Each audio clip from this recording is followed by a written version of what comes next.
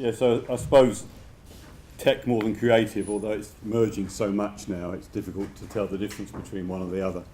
I was a News Corp man for 13 years, but I don't think now you boast about that. That used to be quite a positive. Now you keep it hidden in your CV somewhere. Went to BT, I did actually create BT Vision, which is their interactive service. But recently worked for Amino Technologies based in Cambridge here, taking video across broadband lines and displaying it on TV in 850 customers in 85 countries. And what I'm going to talk about today is that sort of disruption that's happening in television. The tech disruption and what the tech disruption is going to do to consumer disruption, particularly I'm going to focus on advertising. So let's sort of go through that. I'm going to have to try and make this work now. He says, we'll do that one. I'm going to start off with a video because it's so much easier.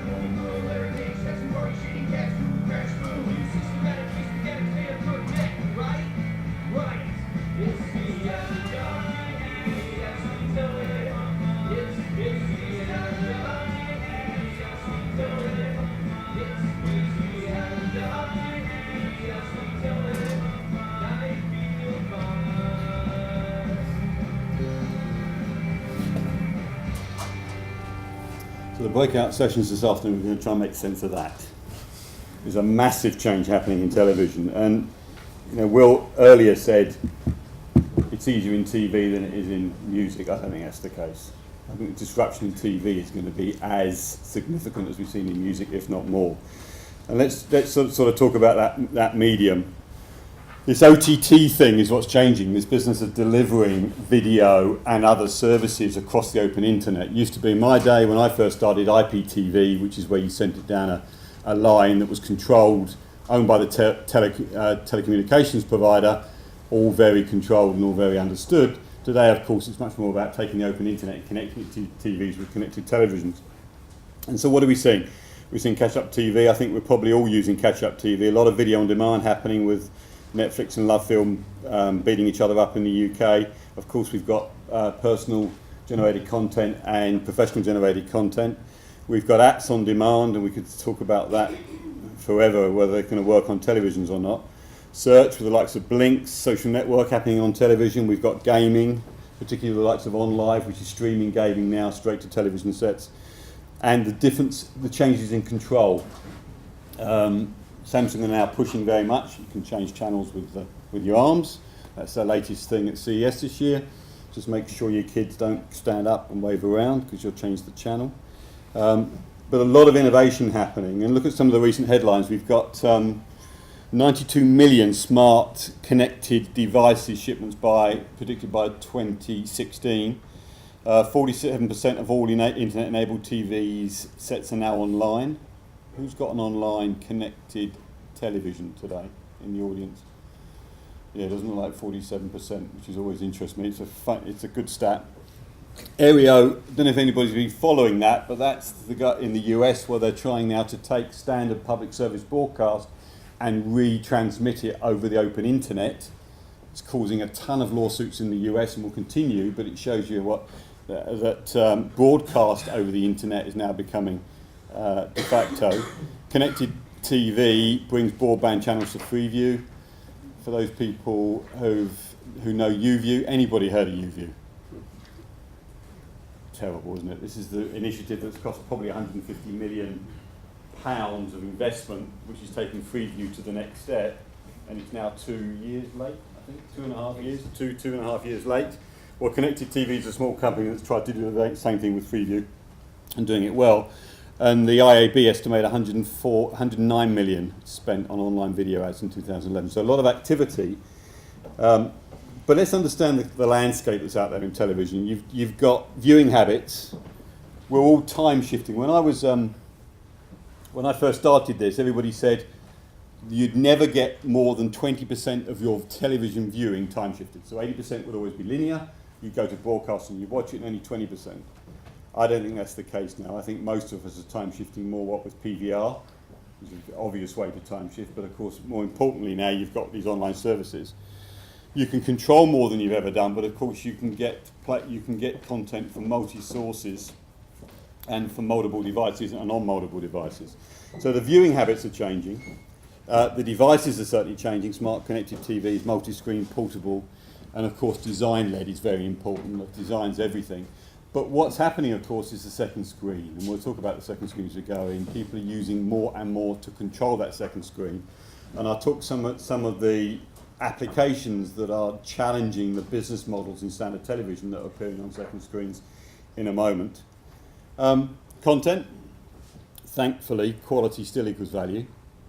Still makes, as long as the quality is good, the value is good. And creativity is still king, but social and viral is getting very, very important. This is that long tail discussion. How do you get people to look at the long tail? Well, mostly today it's not about advertising marketing, it's about social marketing and viral. That's how people find long tail. That's how it's what people tell you, oh, I've seen a great thing last night, why don't you watch it? Or you get it sent on an email. But also the cost of content is plummeting. The production costs are plummeting, which is making content much more available. And then there's technologies. Well, bandwidth is up. I've managed to get BT Infinity installed, which I'm probably the only one in the UK. But that's given me 47 meg now into the home. So I do watch content streamed. And even that I've got Sky Anytime Plus now, which is where you can download content onto your box across over the internet. And I can get a movie down in about 3.5 minutes. So I want to watch it, 3.5 minutes later it's on my box and I'm watching it now, which helps. Compression's improving. HTML5, which is this new way of writing content, writing to the screen, is now becoming ubiquitous, and thank goodness for that, because it makes an ability to author once and appear on many devices. And the delivery is becoming commoditized. It used to be fantastic to own the delivery mechanism. It's getting less so today in the television. I'm going to talk about my entertainment. Now, I'm fairly special, of course, because I live in this industry and I love my home entertainment, but that's how I started. Do you remember those? I was so pleased with this television. Had 2 speakers, one either side. That's where my entertainment started, probably about 15 years ago. Let's look now what my entertainment looks like now. Well, I've got a load of screens. I think I've got 7 flat screens around the house. I've got FreeSat. I've got Freeview, the HD version of Freeview actually. I've got BT Vision, well I would do. I created the thing. I don't use it much, which is not very good. I've got Sky HD. I've got 3 Sky HD boxes. I've got Blu-ray. I've got a Wii. I've got an Xbox. I have got a PS3. I've got 2 iPads. I've got iPhones, I've got Blackberries, I've got a Sling box which takes my content and allows it to be pushed out, so I could log in here and watch my Sky content across open internet by logging into my Sling box. I've got an Apple TV box, which is what they call jailbroken, which means I can put other stuff on it that Apple don't want me to put on it. And using that, I get a load of content of what is called a NAS server, which means I've got a load of movies that I can watch straight onto it. There's my NAS server. I've got about 4 Macs. So that's my technology environment. This is all the stuff I can use to watch television with. I've got BT Vision as a service. I've got Sky HD. I've got Sky Anytime Plus. I've got Sky Go, which allows me to watch Sky anywhere on multiple devices. I use iTunes quite a bit. I'm subscribed to Netflix. I subscribe to Love Film. I use YouTube. I use the Slingbox app on all of my devices. I've got DVDs. I've still got those things. It's hard. I use iPlayer. I use 4 on demand. I use ITV Player. And I use something called ZBox. I'm going to talk a bit more about ZBox in a moment. How am I getting it delivered? I've got Ethernet. I've got 38 connected devices in the home. I've got Wi-Fi. I've got 3G. I've got AirPlay, which allows me to throw content from my devices onto my screen. I've got DLNA, which allows me to discover content across devices. And of course, I've got BT Infinity. So from where I went from that one television, this is where I am now. So from a technology perspective and services perspective, life has changed massively for me. Now, you won't have all this stuff. If you have, well done. But you're gonna start getting bits of it. And it's this transition. So what does it mean to me? It means that from a TV perspective, 60% is now time shifted in my home. I watch probably the news and sport. The rest of it, I cannot be bothered to watching broadcast. I don't see any point. I record it, I catch up on it, I put it down from the web, I watch it differently, I don't bother. I watch movies through Sky Movies Anytime, iTunes, Netflix, and off my NAS server. My kids are belly vision experts, which means they lie on the couch with a PC on their belly, watching television, but then using Twitter, Facebook, YouTube on the belly. And they can do it and follow everything in every which way. And big events, we use ZBox. We use ZBox extensively, and I'm going to talk about ZBox now, at the Jubilee concert. What it really showed me was what tweets people were saying continually. So we were watching the television, and on the second screen, following everybody's comments about whether they thought Shirley Bassey, in fact Grace Jones was probably the hula hooping. Did anybody watch the hula hooping Grace Jones? Yeah. That caused a great deal of discussion. We're going to talk about these two. So ZBox, from the guy who created iPlayer, left the BBC, Anthony Rose. What this does, let me read it. ZBox is the new way to watch television. It's a social connecting you to your television, watching friends, so you can chat, share, and tweet about what's ever on. Great thing with this thing, by the way, Sky's invested in it. They're not stupid. They took 10 million for 10%, I think, valued at about 100 million, and it's only been going about 12 months. What it does is it takes that control of the broadcast media and the exploitation of that broadcast media from the television onto a second screen. So at the moment it shows tweets, so you see stuff and you can comment, and it's called Z tags, which brings up information that complements what you're watching on TV. But what it will do over time, it'll take the commercial exploitation of broadcast television away from ITV, away from 4 on demand, and give it to ZBox. Because this thing, you see a BMW ad come up, this thing can then give you a much deeper BMW experience on your iPad, or on your iPhone.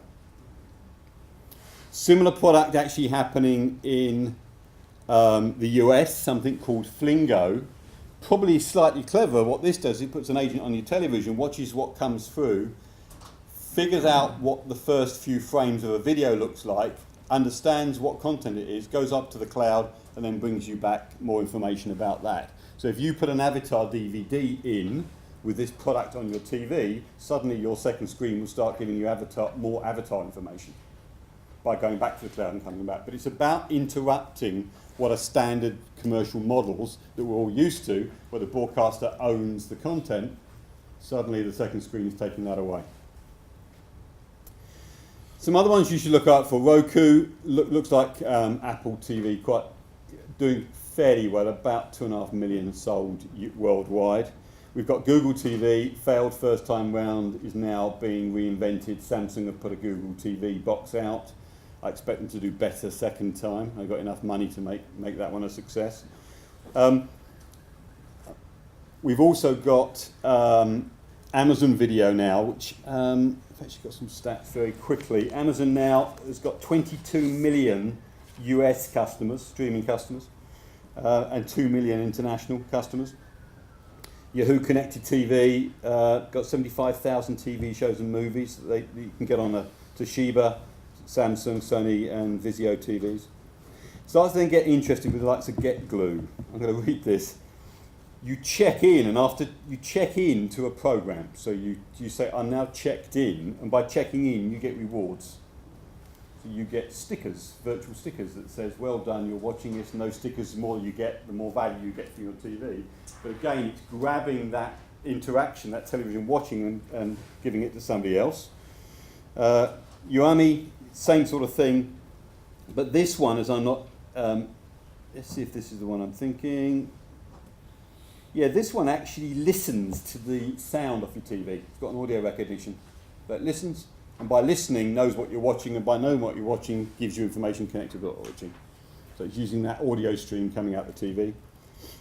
Similar thing with Mizo, does the same thing, again checking in. Same again with Tuna Fish. These are the big startups that are coming out the US. Yap TV the same, and AOL TV AIO TV I quite like. Takes all your content, puts it into a stream and gives you a broadcast stream across the internet based on what you like. So create your own virtual channels and broadcast it to you to watch.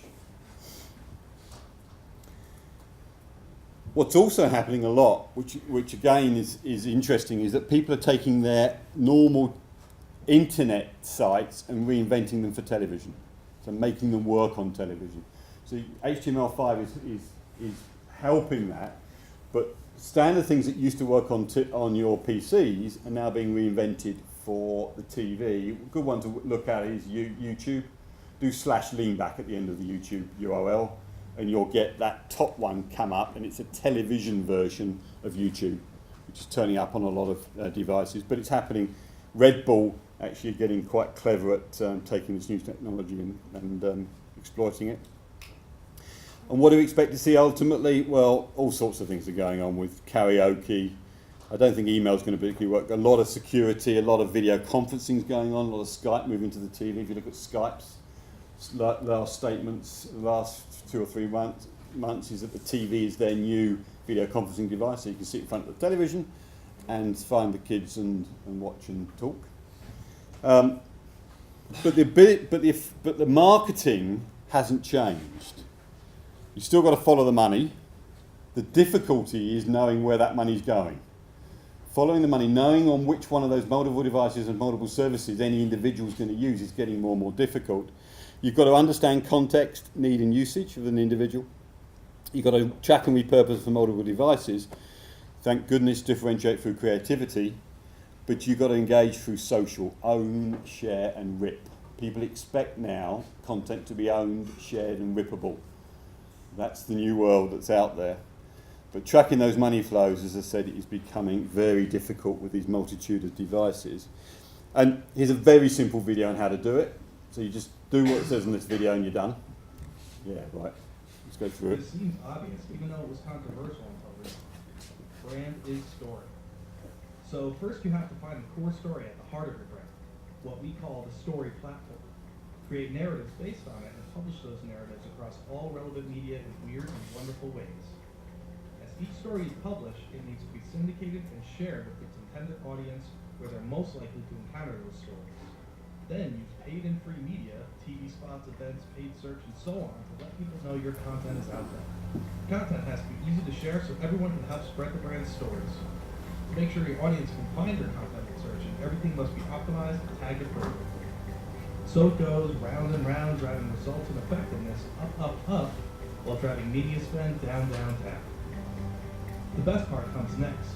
Sustained by the brand's storytelling, the brand's fans add, syndicate, and share their own content, comments, links, ratings, and entirely new versions.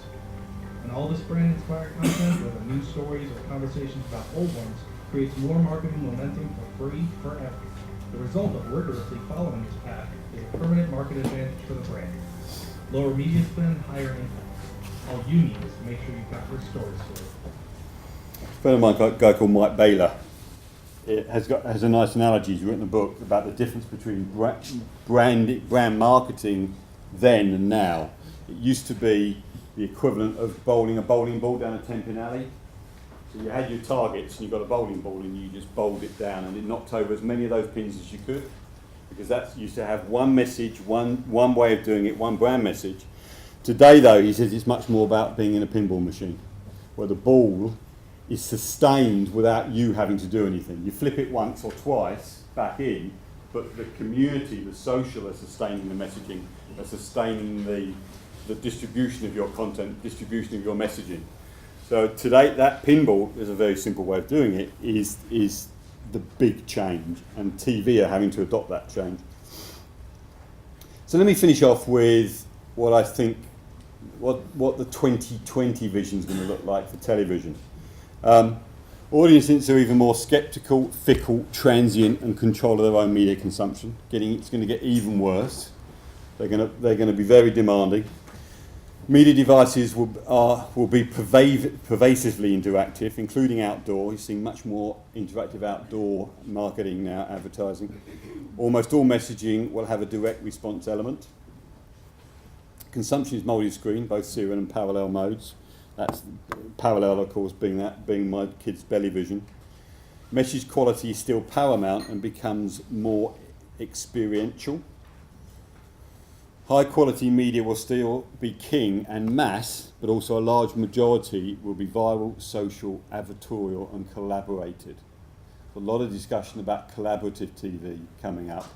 When I was at BT, I chaired their interactive company that measured the votes for X Factor. You know, we used to be taking 20, 25 million votes of an evening. That's interactive television. Well, you're going to see that now, of course, on television itself, where people interact through their TV, so you can start voting through the song as well as at the end of it. So collaboration is going to be very key. Brand advocates are going to be pure gold. Those people who are out there saying your stuff is great, you need to identify them and you need to love them, because they are going to be critical in that time. And over the last 8 years, looking back, the successful companies have followed the people, experimented and learned. It's critical that people look at the individual. And I'm going to finish off with two good quotes. Bill Gates: we always overestimate the change that will occur in the next 2 years and underestimate the change that will occur in the next 10. Don't let yourself be lulled into inaction. And the last one I like even more: nobody ever got themselves famous predicting things would stay pretty much the same. So I don't think they're going to stay pretty much the same, but I think it's a very exciting time for television and technology, but also for creatives. So one of the themes could be this afternoon, how do you get those two married up? Thank you.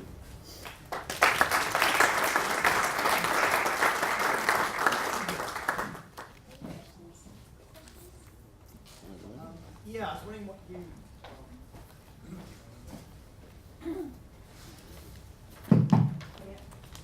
I was wondering what your, I don't know if you purposely left it out, but what the thoughts were on when Apple launches their TV and what exactly that's going to be.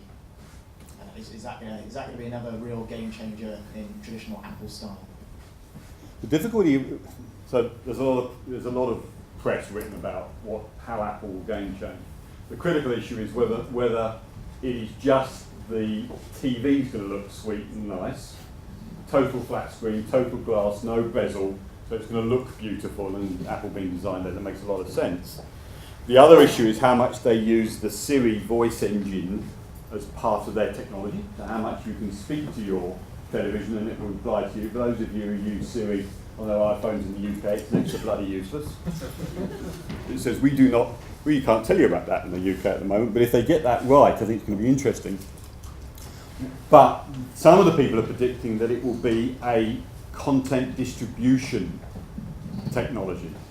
So instead of putting your content signals into the television, you put it into a server that then distributes that to every other one of your Apple devices. So if you stick this box, this new Apple, quote unquote Apple TV box, in comes all those feeds, your Freeview feeds, your Sky feeds, your Netflix feeds or whatever, and it uses it as distribution. If it's that, my goodness, it could change the paradigm. The question with Apple is, are they the new broadcaster? Think about Google. The only reason Google are interested in TV is to get the ad revenues. They don't want to be at TV. But what they see is billions and billions of pounds of ad revenue that they're getting online, they're not getting offline. Apple, on the other hand, have got this wonderful model, of course, where they're using content to drive hardware sales. And the more pervasive, more connected their content, their hardware, the more valuable it's going to be. So I think they're going to go into TV, trying to control that distribution of television. And goodness knows where it'll take them. So when do you think it will come? Yeah, TV. Again, it was supposed to be last year. You mean Apple's? Yeah. I think you're going to get the iPhone 5 when in October. I think it's what everybody's saying. Looking at the way they're gearing up their manufacturing and they're gearing up. I think it will come with that. I think there'll be a dual announcement in October with both the Apple TV and the new, Apple. What's your take on 3D as we move to sort of devices which are going to be glassless? Yeah. So I've got 3D. I should have put that up.